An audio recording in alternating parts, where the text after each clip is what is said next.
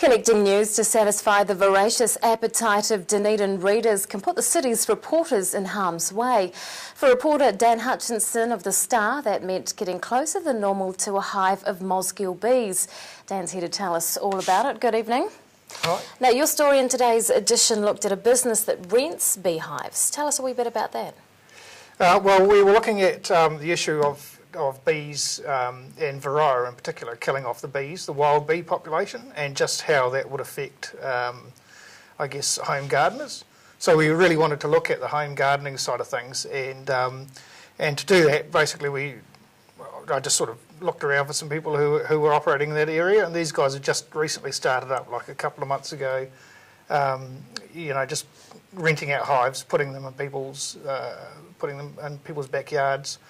And basically they will look after the hive, and the people get the opportunity to see what goes on, put a bee suit on, and get right into the process, and at the same time get their gardens pollinated as well.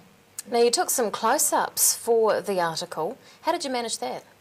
Well, Murray Rickson and his wife Heidi, they run Rent a Hive. They basically just provided me with a suit. I jumped in it and took my camera in. We opened up the hive.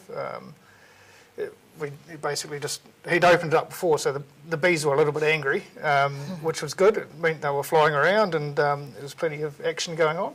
Did you feel plenty safe enough in a suit?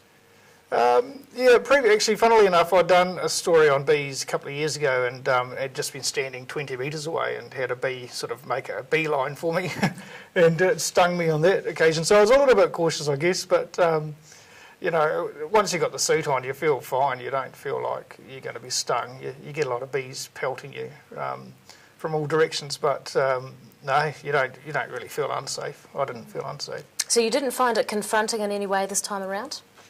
No, I think the worst part about it probably was that as soon as you've got a large helmet on your head, you automatically get an itchy nose or an itchy ear. So I guess that was the worst part about it. But no, I found it quite fun. I really enjoyed it. And the couple that you spoke to had some rather unusual hobbies, didn't they? Can you tell us about those? Yeah, I guess, people are a lot like their pets, aren't they?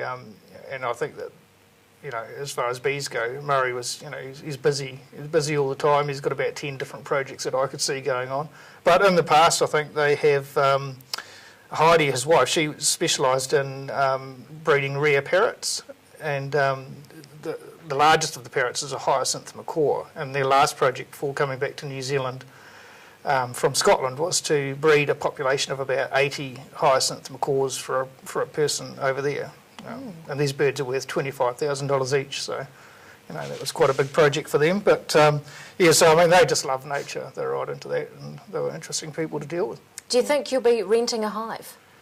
I did ask him about that, yeah. So, but I don't actually have a backyard, so that would be a bit tough in my little flat, actually. Oh, yes, it would. Yeah, it might be a bit small for all of us. Well, perhaps something to do when you do buy a house. Dan Hutchinson, reporter for The Star, thanks very much for your time. Thanks.